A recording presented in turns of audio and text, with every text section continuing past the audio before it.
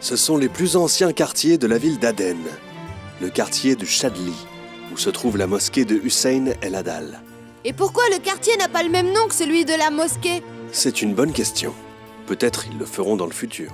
Ce qui compte maintenant, c'est de savoir quand nous déjeunerons. Tu ne penses vraiment qu'à la nourriture, toi? Il y a un restaurant populaire dans cette rue, qui fait du massoub, du chafout et du harish. Et qu'est-ce que c'est que ça? Ça y est, j'ai plus faim, moi. Peut-être que les noms ne sont pas familiers pour toi, mais je t'assure que tous ces plats sont absolument délicieux. Tu peux me croire. Voilà le restaurant.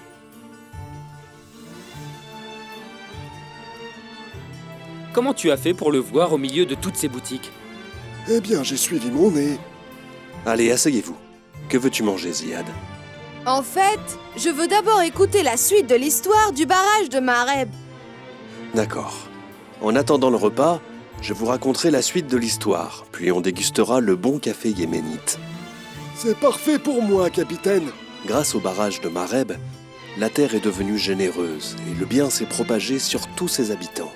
Ce qui est étonnant, c'est que lorsque la nature de la terre a changé pour le mieux, les cœurs des gens ont changé pour le pire. À l'occasion de mon anniversaire, je tiens à vous présenter ce simple cadeau.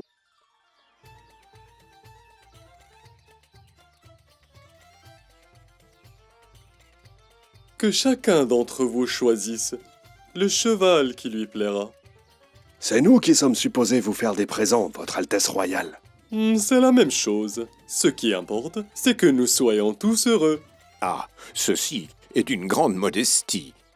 Que Dieu vous garde, prince Malek. Je vais profiter de cette belle occasion pour distribuer du vin à tous les habitants de Saba, gratuitement. Et moi, j'affûterai les épées et les poignards gratuitement. Et je mettrai du poison sur le bout des épées gratuitement aussi. Je vous souhaite un très joyeux anniversaire, prince Malek. Cette journée bénie devrait être une fête pour tous les habitants de Saba. Et toi, Jamila, lequel d'entre eux te plaît le plus? Aucun d'eux ne me plaît, monseigneur. Je possède un âne dans l'étable et je le préfère à tous ses chevaux. Elle ne fait que plaisanter, monseigneur. Quelle blague amusante! Dans ce cas, je choisis pour toi ce magnifique pur sang. C'est un grand honneur, Votre Altesse. Elle est tellement émue par cette belle surprise qu'il me semble qu'elle a perdu sa langue et ne peut donc pas vous remercier. Oui, bien sûr. Je le vois très clairement.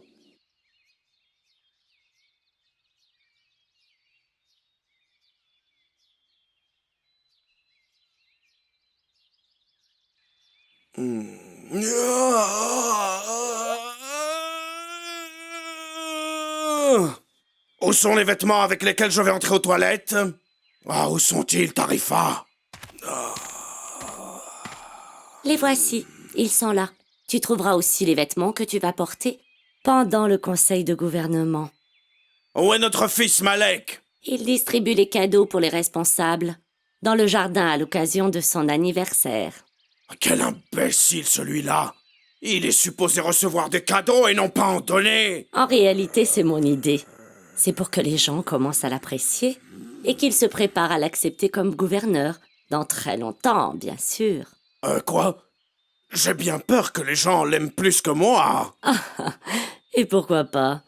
Il est ton fils préféré et aussi ton héritier. Et tous les bons pères souhaitent pour leur fils un meilleur avenir que le leur.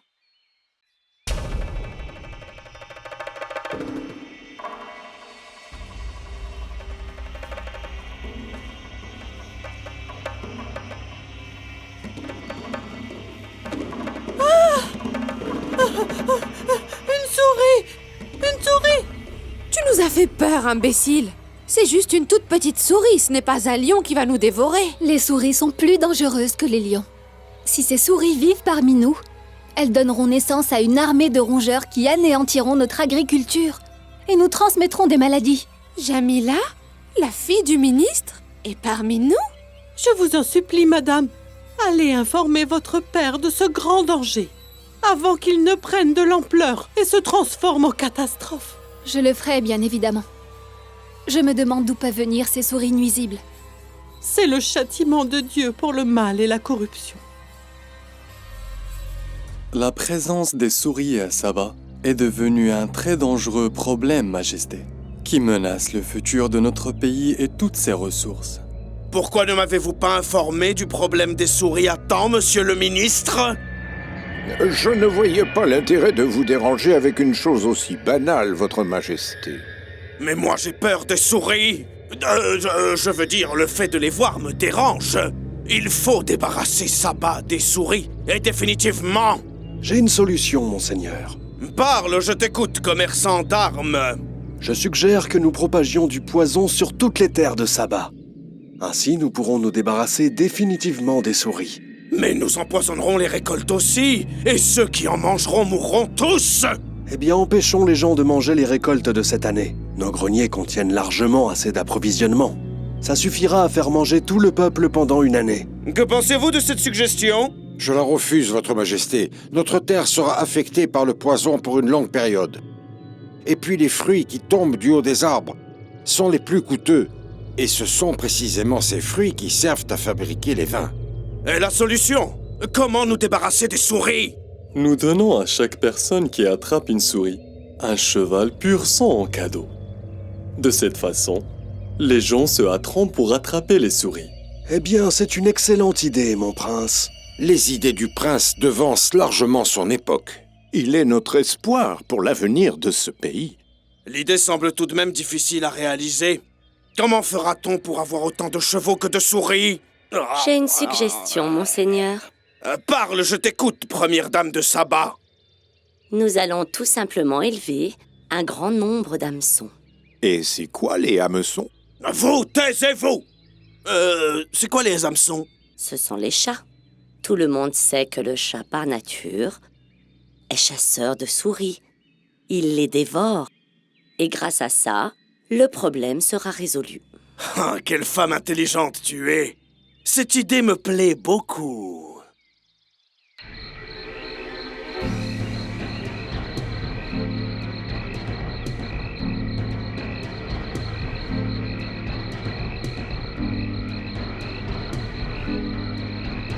Oh, j'espère que cette idée va marcher. Je crois que le chat a très faim. Je ne lui ai rien donné à manger depuis hier. Allez, allez. Éloignez-vous maintenant et laissez les chats jouer leur rôle.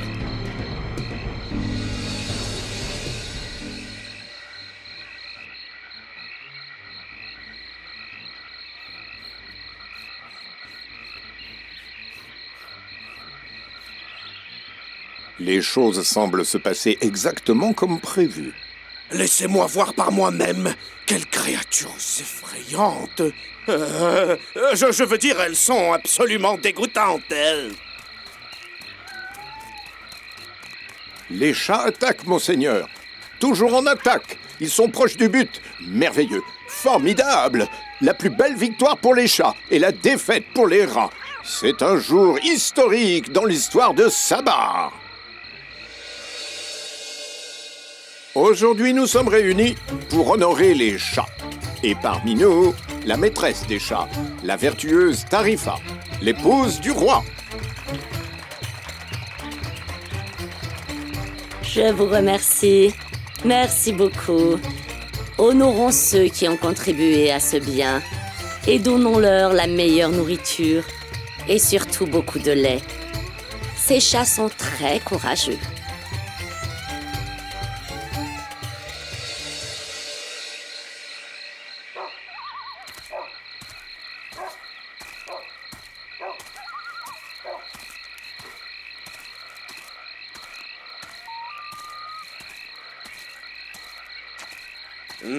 Il fait tellement bon cette nuit, ma chère et tendre épouse Tarifa.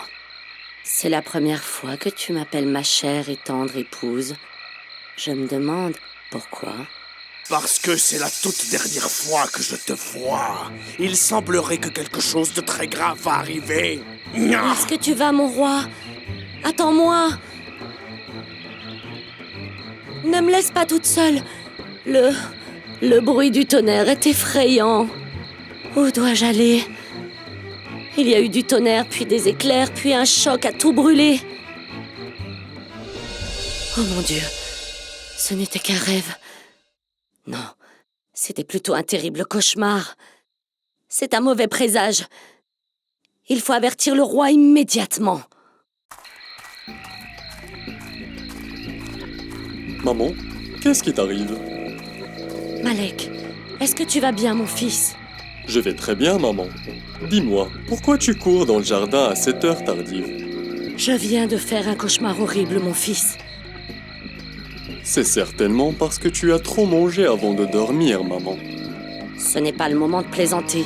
Ce que j'ai vu dans mon rêve avait l'air bien réel. Bon, si tu le dis. Alors raconte-moi ce que tu as vu. Un énorme tonnerre a grondé, et puis un éclair, et puis un choc. Et après ça, tout a brûlé. Et ensuite, ça a été la noyade. Est-ce que c'est un poème? Oh, je perds mon temps avec toi. Où est ton père? Si je me rappelle bien, il est assis là-bas au fond du jardin. Attends-moi, maman. Je viens avec toi.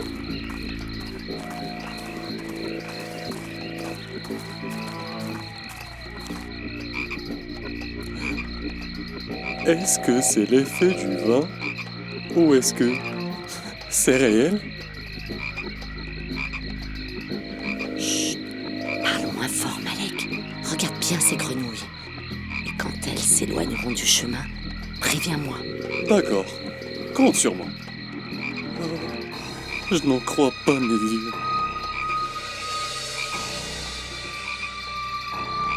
C'est bon, maman. Maintenant, tu peux y aller. Tu ne vas pas venir avec moi?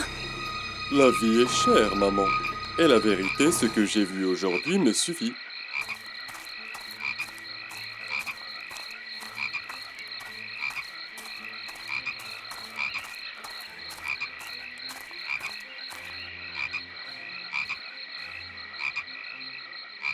Que la paix soit sur toi, Tortue. S'il te plaît, je veux avertir mon mari, le roi, avant que le désastre n'ait lieu. Très bien. Comme tu voudras, je vais attendre.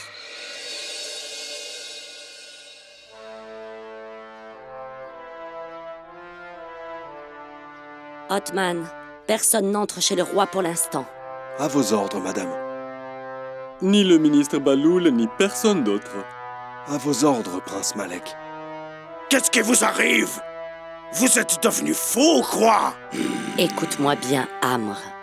Amrou seulement, sans aucun titre. Ce n'est pas le moment, papa. Écoute ce que maman va te dire. Et concentre-toi bien. Ah, parle, Tarifa, je t'écoute. Est-ce que ce dont tu veux me parler est aussi sérieux que ça? D'abord, j'ai fait un cauchemar. Puis je suis allée dans le jardin et j'ai vu des grenouilles géantes. Que penses-tu de ça, hein? Qu'est-ce que je pense de quoi? Tu es devenue folle, Tarifa. D'abord, tu rêves d'une foudre. Et puis tu vois une tortue géante qui creuse dans le sable, des grenouilles géantes aussi, qui marchent debout. Qu'est-ce que tu veux que j'en pense de tout ça? La lueur et l'obscurité, la terre et le ciel, les arbres sont perdus et l'eau va revenir, comme à l'ancienne époque. Qui t'a raconté ces choses-là? J'ai été prévenue que de difficiles années allaient arriver et qu'elles menaceraient le père et le fils. Et qu'est-ce qui me prouve que c'est vrai? Va faire un tour au barrage. Si tu vois une souris en train de le ronger et bousculer les rochers avec ses pattes, alors tu sauras qu'un désastre est sur le point de se produire. D'accord, très bien, j'irai au barrage.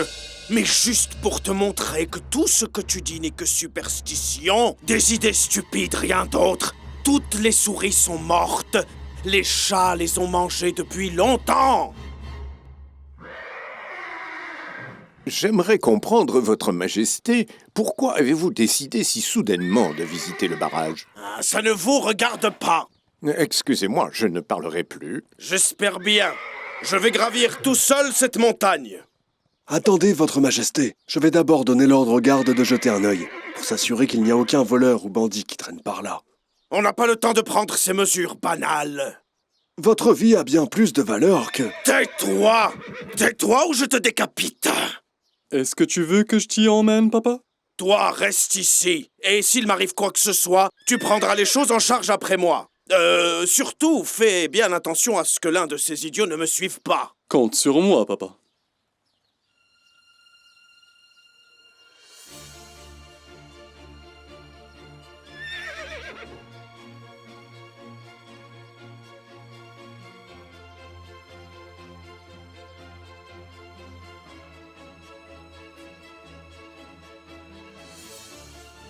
louange à Dieu, tout a l'air normal.